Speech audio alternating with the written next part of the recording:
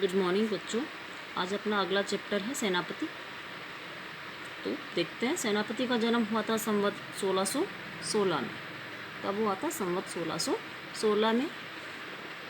जीवन परिचय।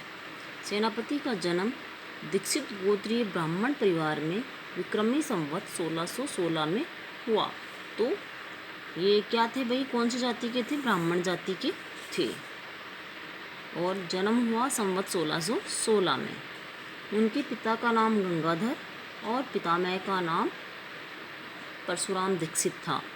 तो पिता का नाम गंगाधर था और पितामह यानी दादाजी का नाम क्या था? परशुराम दीक्षित था। उनके विद्या गुरु हीरामणि दीक्षित थे और जो उनको विद्या देने वाले, शिक्षा देने वाले गुरु का नाम क्या था? हीरामणि दीक्षित था। वे बहुत ही आत्मविश्वासी थे। अपना परिचय देते हुए एक स्थान पर उन्होंने कहा है, सेनापति सोई सीतापति के प्रसाद जाकी। सीतापति कौन थे? श्री राम। सेनापति वही है जो किसके प्रसाद से जो है? श्री राम के प्रसाद से, कृपा से है। सब कवि कान दे सुनत कविताई है, कि सभी कवि कान देकर ध्यान से सुने मेरी क्या है? कविता करने की चतुराई है। यही मेरी कविता करने की क्या है? चतुराई है। ये रीतिकाल के महान और भावप्रवण कवि माने जाते हैं। पहले आपने पढ़ा तुलसीदास, सूरदास, वो कौन से काल के कवि थे? वो भक्ति काल के कवि थे। ये कौन से काल के कवि हैं? रीतिकाल के कवि हैं। जब इनका परिचय बताएंगे आप तो उस काल में क्या लिखेंगे? रीतिकाल। रीतिकाल की ये महान और भावप्रवण कवि माने जाते हैं। भावों में प्रवीण। कुछ लोगों का कथन है कि सेनापति इनका उपनाम या उपाधि है। जो कुछ लोग कहते हैं कि इनका वास्तविक नाम नहीं है।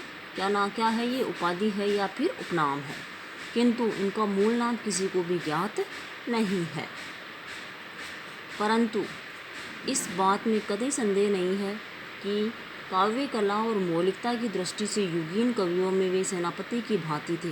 युगीन यानी उस समय की रचनाओं में वो किसके समान थे? सेनापति। जिस प्रकार से सेनापति अपनी सेना का नेतृत्व करता है, उसी प्रकार से ये भी अपने काव्य कला, अपने युग के कवियों में क्या थे? नेतृत्व करने वाले की भांति थे। सेनापति राम भक्त कवि थे। तो ये ध्यान रखना है, क्या इन्होंने किसकी भक्ति की है? राम की भक्ति की है। बहुत सी चीज़ें इसमें आपका जो विशेष है वो यही मिल जाएगा आपको। श्लेष अलंकार के प्रयोग में भी सिद्ध हस्त थे। तो इन्होंने मुख्य रूप से कौन से अलंकार का प्रयोग किया है? श्लेष अलंकार का प्रयोग किया है। श्लेष अलंकार का प्रयोग मतलब एक शब्द के कई अर्थ निकलेंगे भाई। श्लेष यानी चिपकना होता है और एक शब्द के साथ कई अर्थ चिपके हुए मिलेंगे आपको। वो क्या कहलाता है? श्लेष अलंकार कहलाता है। तो इन्होंने मुख्य रूप से श्लेष अलंकार का प्रयोग किया है। उन्होंने किसी कवि का अनुसरण नहीं किया, मतलब किसी का देखा देखी उन्होंने नहीं की किसी कवि की। ये रीतिबद्ध कवियों की श्रेणी में आते हैं। तो रीतिकाल के जो कवि थे उनको 3 श्रेणियों में बांटा गया था, रीतिबद्ध, रीतिसिद्ध और रीतिमुक्त। तो ये कौन सी शाखा में है? रीतिबद्ध शाखा के कवि माने जाते हैं।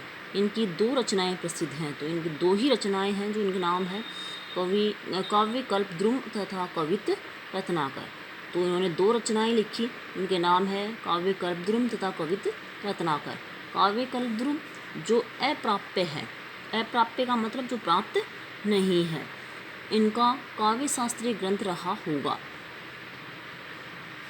इनके कविताओं में अलंकार और रस ध्वनि के उदाहरण एक से बढ़कर एक मिलते हैं। उन्होंने अलंकार संप्रदाय का अनुसरण किया है। यहाँ संप्रदाय कोई अलंकार नहीं है, मतलब इन्होंने अलंकारों का अनुसरण किया है, मतलब अपनाया है, अलंकारों को अपनाया है। सेनापति ब्रज भाषा के कवि हैं। ये आपके नोट करने वाली, ध्यान रखने वाली बात है। किस भाषा में रचनाएं लिखी उन्होंने? ब्रज भाषा में। इससे पहले एक कवि और आए हैं जिन्होंने भी ब्रज भाषा में रचनाएं लिखी हैं। आपकी जो विशेष में आप लिखोगे उसमें सूरदास हैं। वैसे तुलसीदास ने भी लिखी हैं ब्रज भाषा में रचनाएं, लेकिन आपके जो सिलेबस में उनका रामचरितमानस का बालकांड लिया गया है उसमें अवधी भाषा का प्रयोग हुआ है। तो सेनापति की कौन सी भाषा हुई? ब्रज भाषा का प्रयोग इन्होंने किया है। साधारण शब्द ही उनके हाथ में आते ही सैनिक की भांति सशक्त बन जाते हैं। नाम के हिसाब से ही भाई, जैसे साधारण शब्द होते हैं वो भी क्या बन जाते हैं? सैनिक की तरह मजबूत बन जाते हैं। वे फारसी शब्दों का प्रयोग भी करते थे। तो एक विशेष में आपके ये टॉपिक बन जाएगा कि इनकी काव्य में या इनकी रचना में फारसी शब्दों का प्रयोग देखने को मिलता है। इनकी रचनाओं में प्रसाद और ओज गुण की प्रधानता है। एक विशेष आपका ये हो गया, कौन से गुण की विशेषता है? प्रसाद और ओज गुण की प्रधानता है इनकी रचना में। परिमार्जित भाषा का प्रयोग और भाव गांधीर्य उनके काव्य की विशेषता है। परिमार्जित मतलब समझी हुई भाषा का इन्होंने प्रयोग किया है और भावों की गंभीरता को अपने काव्य में स्थान दिया है।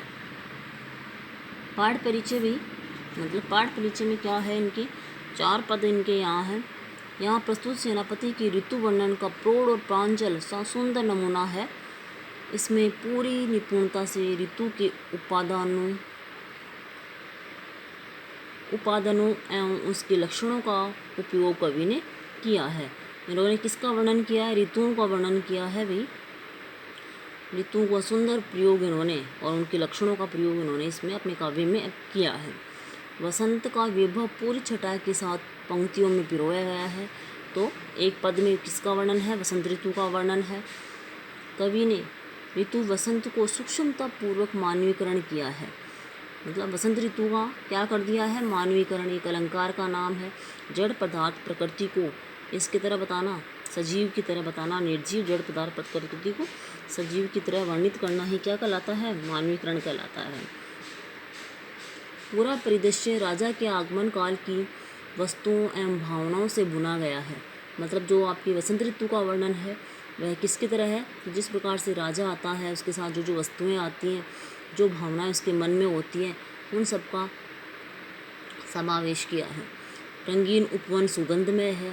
कोकिल चारण की भूमिका में पदगान कर रही है। कोकिल यहाँ वही कोयल है। चारण एक जाति है भाई, जो राजा महाराजाओं के गुणगान के लिए हुआ करती थी पुराने समय में, जिसको चारण या भाट भी कहते हैं। तो वो राजा का क्या कर रही है? गुणगान कर रही है। और यहाँ कौन कर रही है? वैसे तो राजा का गुणगान चारण भाट जाति करती थी, और यहाँ वसंत ऋतु का गुणगान कौन कर रही है? कोयल कर रही है। शोभा की सुखमय उपकरण सेना के कवायद की कवि छवि उत्पन्न कर रहा है। और जो प्रकृति की सुंदरता है, उसके जो साधन हैं, उनकी अनोखी छवि यहाँ प्रस्तुत की जा रही है। क्योंकि राजा एकांकी गमन नहीं करता। एकांकी यानी राजा कभी अकेला नहीं आता। इसी तरह भीषण ग्रीष्म ऋतु के बाद झुलसी हुई प्रकृति पर जब वर्षा की बूंदें पड़ती हैं तो धरती नैनाभिराम और सुखमय हो जाती है। और दूसरी में भाई जो आपके पद हैं उनमें किसका वर्णन है? गर्मी का है। और जब उसमें बारिश आती है, गर्मी यानी वर्षा ऋतु और ग्रीष्म ऋतु दोनों का वर्णन है, तो वर्षा के बाद धरती नैनाभिराम यानी नैनों को सुंदर लगने वाली हो जाती है और सुख देने वाली लगती है। मानसून का आगमन इसी कृषि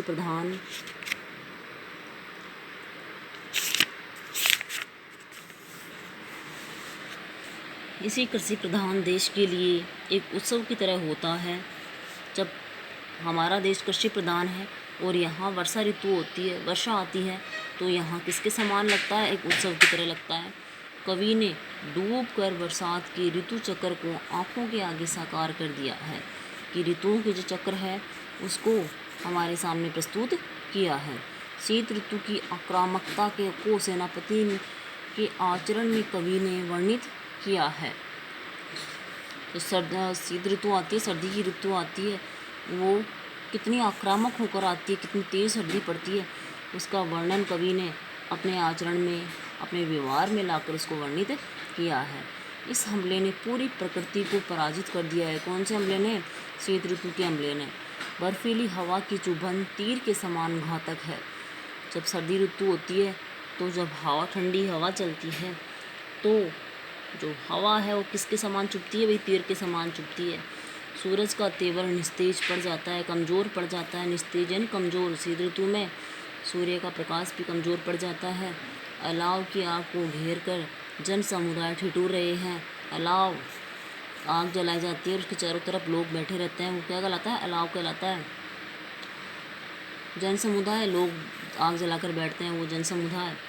देशज समाज पर ऋतुओं के प्रभाव का इतना जीवंत वर्णन ही सेनापति को कालजयी कवि बनाता है। कालजयी यानी काल पर विजय प्राप्त करने वाला। जिस प्रकार से हमारे देश में इन ऋतुओं का जो प्रभाव पड़ता है उसका उन्होंने सजीव वर्णन किया है।